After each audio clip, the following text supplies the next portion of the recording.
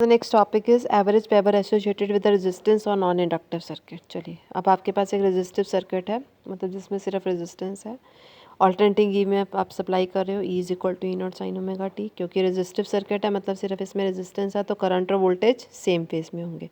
सो आई क्या होगा, ई not sine omega T. हमने पावर निकालनी है, पावर का फॉर्मूला होता है ई इंटू आई। ई और आई की वैल्यूज पुट करो तो आपके पास आएगा E not sine omega T, I naught sine omega T, E naught into Y naught sine square omega T. Power क्या होता है, D W by D T. Okay, तो E not sine square omega T, D T को इधर ले जाओ। हमने work done निकालना है तो क्या करेंगे, over a complete cycle integrate कर देंगे 0 से टी तक। ई नॉट आई नॉट 0 से t, sine square can be written as 1 minus cos 2 omega t by 2 into d t. Integrate करो इसको, 2 बाहर ले लो, ई नॉट आई नॉट, 1 की इंटीग्रेशन क्या होगी टी, और कॉस 2 ओमेगा की क्या हो जाएगी sine 2 omega by 2 omega t by 2 omega.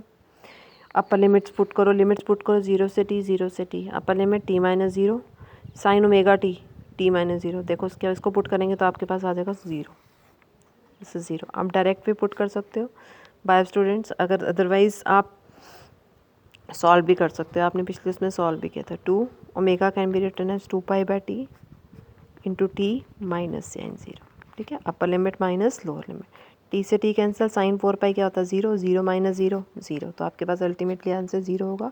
And more over आपको पता है ओवर अ कंप्लीट साइकिल, ये 0 से टी मतलब साइन का graph over a complete cycle, positive negative होता है ना तो कैंसिल हो जाता है। Sine over a complete cycle वैसे भी 0 होता है।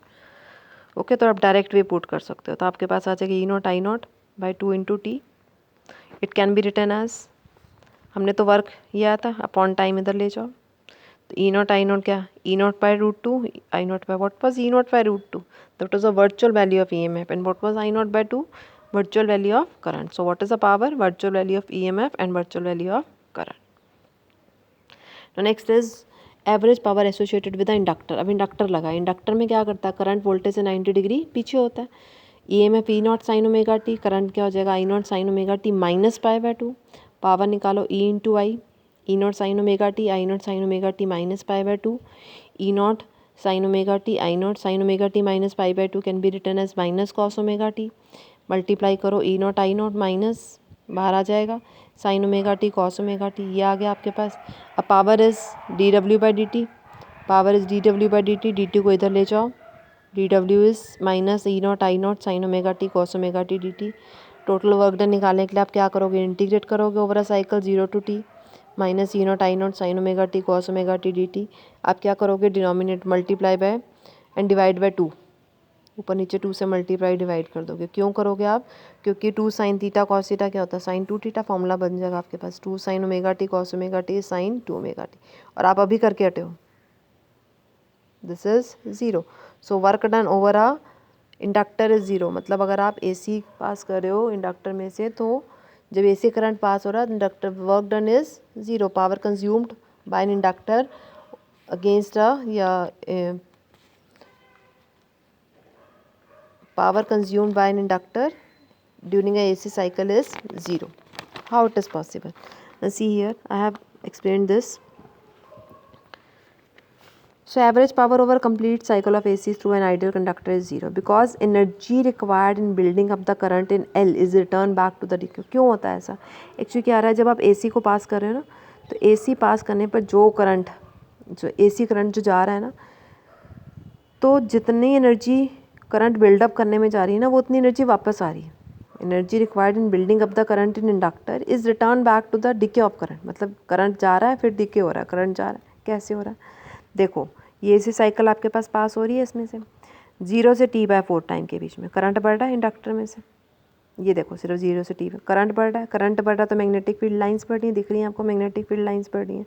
कोर अंदर वाली कोर, अंदर आपने नीचे को मटीरियल रखा हुआ, आयरन रखा हुआ सपोज, वो मैग्नेटाइज हो रहा है, मैग्नेटाइज हो रहा है मतलब energy is being absorb by the source, energy is being absorb by the source means power is positive.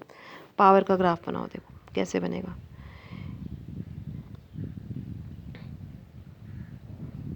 ये आपने डॉटेड वाला जो लिए ना करंट लिया, और ये वाला आपने लिए E।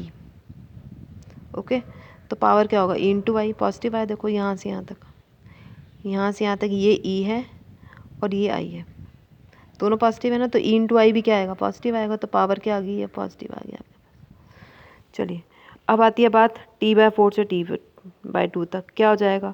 Current is still positive, current अभी भी पॉजिटिव है, करंट पॉजिटिव है बट डिक्रीजिंग करंट है, so core will get demagnetised and energy is being return to the, अब देखो मैग्नेटिक फील्ड लाइंस यहाँ से यहाँ तक कम हो गई ना, मैग्नेटिक फील्ड लाइंस कम हो गई तो means energy is being sent to the source, energy वापस आ गई, तो पावर इज नेगेटिव। कैसे? देखो ये था ना T/4 से T/2 तक, ये आपके पास है E और ये क्या था? करंट, है ना। E नेगेटिव करंट, पावर का फॉर्मूला क्या होता है? E/I। E negative current positive, यहाँ से यहाँ तक पॉजिटिव है ये, और E negative, positive negative answer क्या आएगा? नेगेटिव। पावर नेगेटिव मतलब energy is being sent to the source वापस। ओके, सो नेक्स्ट साइकिल आपके पास T/2 to 3T/4, again current reverse direction में बढ़ेगा, करंट बढ़ेगा तो फ्लक्स भी बढ़ेगा, core will get magnetized again but in opposite direction. देखो पहले इधर नॉर्थ साउथ आ रहा था ना मान लो, तो अब इधर आ जाएगा साउथ नॉर्थ, ऑपोजिट डायरेक्शन में मैग्नेटाइज हो जाएगी, तो पावर विल अगेन भी पॉजिटिव। दिख रहा आपको? इसमें क्या है, यहाँ पे देखो T/4 से 3T/2, करंट भी नेगेटिव पावर भी नेगेटिव, ये दोनों नेगेटिव, तो नेगेटिव नेगेटिव आंसर क्या हो जाएगा? पॉजिटिव। पॉजिटिव होने का मतलब है energy is being taken by the source, तो energy taken by source, energy return by source, energy taken by source, energy return by source, तो नेट एनर्जी कितनी होगी? 0। सो नेट पावर कंज्यूम्ड कितनी हो जाएगी? 0। सो जब एक इंडक्टर में से एसी करंट पास करता है तो इंडक्टर क्या करता है? मैग्नेटाइज डीमैग्नेटाइज, मैग्नेटाइज डीमैग्नेटाइज, ऐसे होकर नेट पावर कंज्यूम कितनी कर देता है? 0।